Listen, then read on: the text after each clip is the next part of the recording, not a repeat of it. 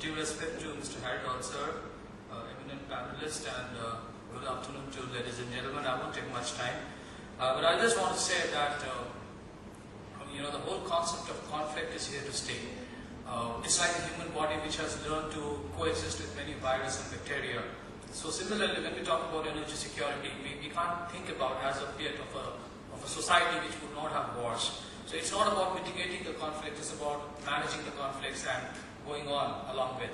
Now, of course, there are certain paradigm shifts that are happening all across the world, primarily because of globalization, primarily because of economic interdependence. We see that there is a paradigm shift when it comes to the idea of conflict or the essence of conflict that is happening. You'll find that the interstate conflicts are coming down in spite of major issues that are there between India and China. And it's not just about the developed world where conflicts between states have come down. In developing and rapidly developing economies also, you'll find that in spite of unresolved disputes, they don't tend to escalate a local issue into a major war because there are economic implications involved. And it's much easier to start a war, it's much more difficult to continue with it. However, that doesn't make the world much more a safer place. You'll find, as Mr. Raza has said rightly, that it's the non-state actors and conflicts between state and the non-state actors which has been growing at a phenomenal rate. And such non-state actors, often many of whom have alleged state backing, have been resorting to major terror attacks as well as wreaking havoc, as is evident in states like Syria. So I look at it from the perspective of a 9/11 attack to the way it happened in 26/11. The world has come to a full circle when it comes to the importance of non-state actors and their existence in today's world, and we have to live with that. Now, so far as Asia is concerned, you'll find an interesting convergence happening in the whole continent. It's like a melting pot where three important elements of the world today are emerging and coexisting, and sort of, it's a cradle, the whole continent of Asia. You'll find on one hand the global theater of economic activities gradually shifting towards Asia, where some of the biggest global consumers of energy would henceforth be Asian economies. And at the same time, some of the largest energy reservoirs would also continue to be in Asia. Before, we used to supply to Europe and the United States. Of course, it will continue, but gradually the theater is changing. And at the same time, what we cannot ignore the fact is that some of the most violent extremist terror groups originated and also now have their major presence in Asian theater, with possibilities of them playing an increasingly disruptive role. Probably more now than ever before. Now, when it comes to the shifting pattern of terror attacks, we have seen, as Mr. Raza had said, that critical economic infrastructures are being targeted extensively over the last 15 years. Out of that, we find that the terror organizations are not static organizations. They are also extremely sophisticated, and they realize that it is not just about having a physical destruction of an entity or an infrastructure, but about creating a ripple impact, a ripple effect across the board. And that's why hitting an energy infrastructure creates a massive ripple effect over the downstream industry that depends. But if you can completely stand still the whole economy by completely destroying its energy infrastructure. So it is rightly said that for fighting a war or to be in prosperity, for both cases you require energy. Now, for countries like India, which imports 70% of its fuel from abroad, or probably most of the energy things, the question that is, as Haridol sir often talks about, that it is not about the internal security of my country and me being able to regulate or secure my infrastructure. It is also the infrastructure, the energy infrastructure of the energy producing country. It is also the internal security of the transit countries through which the pipelines are coming, which is very critical to my overall infrastructure security and energy security in the long run. So I'll just take one example, as Mr. Mehra was talking about the Amenas refinery attack. I think the Al-Qaeda and its offshoot learned a lot of things when they attacked in 2006 the Al-Qaeda refinery. And it is one of the refinery attack in 2006 which would have been the 9/11 of the energy sector.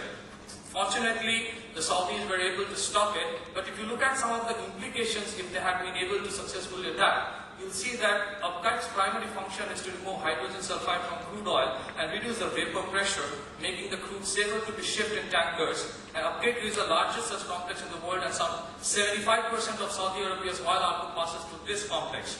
And there has been estimates by all security analysts which said that a serious attack on the facility could halve Saudi exports for up to a year. And the news of this attack when it emerged in February 2006, the price of crude oil, if you look at the shift that was happening, by April, the delivery leaped as much as 3.4% to 62.60 barrel. At that time, of course, the price of oil was much less than it is now. And so you find that it is not that the first attack which was thwarted by the authorities in Saudi Arabia. Look at the determination of Al-Qaeda to have its base and destroy the infrastructure. They attacked again in 2006 in the month of June. Fortunately, that was again thwarted.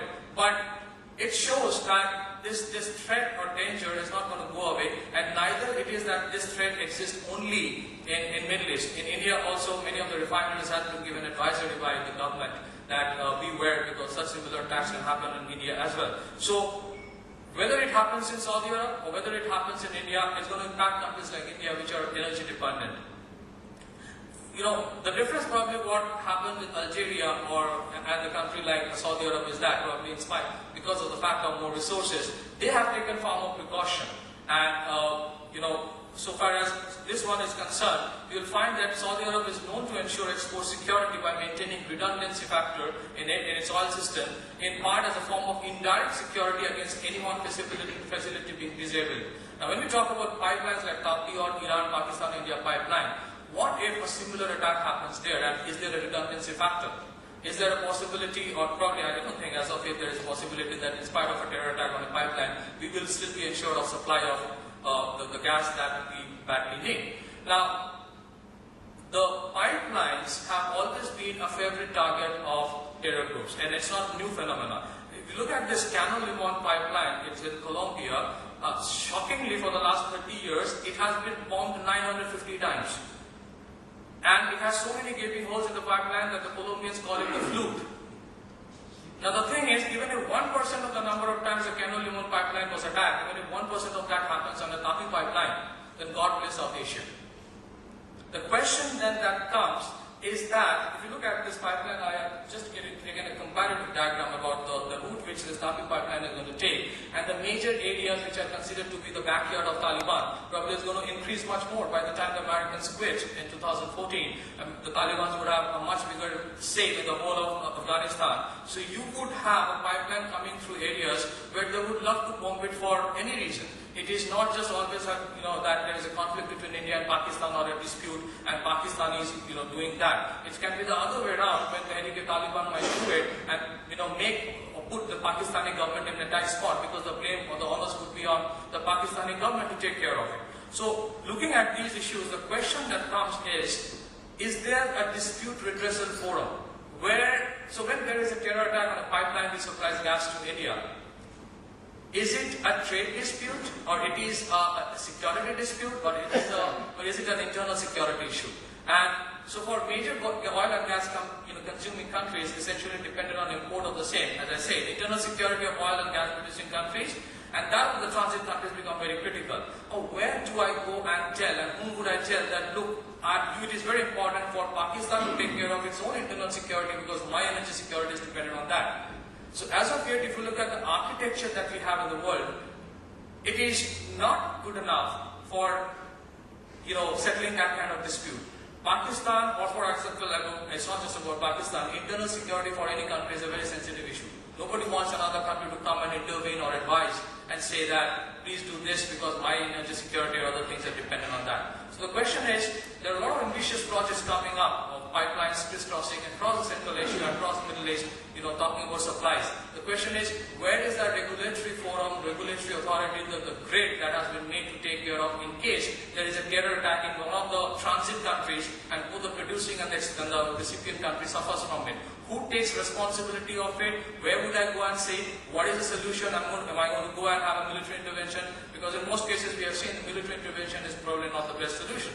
So I think the architecture of the world has to change in a certain way, because if you look at UN, if I go to UN and say that UN as of yet doesn't have a dispute redressal forum for this kind of a problem, and we have seen that if UN sends a peacekeeping force to take care of pipelines, the consequence will be as good as what happens when UN sends a peacekeeping force anywhere else. If the peacekeeping forces remain, the peace never comes over there. So the question is, when we talk about energy security, when we talk about, some countries having the energy trying to supply to other countries, the whole world still doesn't have a regulatory forum to take care of issues that may emerge in between, especially in instance of transit countries. And that's where I think probably, if you look at, or I would rather look at this way, that in case of India, when we had a financial crisis issue in the 1990s, there was this organization IMF which intervened in certain kind of assistance was taken from them. Of course, there were controversies as to whether we should have taken IMF help or suggestions or not. But we see in the last 20 years, India as an economy, from the verge of having a foreign exchange payment collapse. Today we have a very, very healthy balance of trade. I'm talking about foreign exchange reserve that we have. We find that as an economy we have strengthened, and to a certain extent the credit has to go to IMF.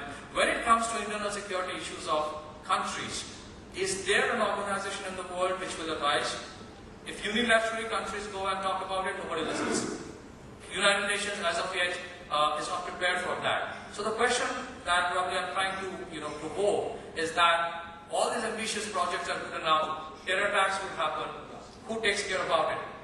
We don't have a forum or a regulatory grid as of yet to talk about. I mean, it's not that one day Afghanistan is going to have I'm sure someday in the future, long distant future, it can happen. But of course we need energy. Of course we have to have pipelines to Pakistan, to Afghanistan, and that's the case with Central Asian countries supplying gas to China as well. But issues do remain, and it will not take long for having a spillover effect or a flare-up taking a toll on those pipelines going through. So a harmless neutral country eventually get affected for something or a conflict somewhere else. Where do I go and talk about it? Who would solve my problem? So that has not been taken care of, and I'll rest my case with this. Thank you so much.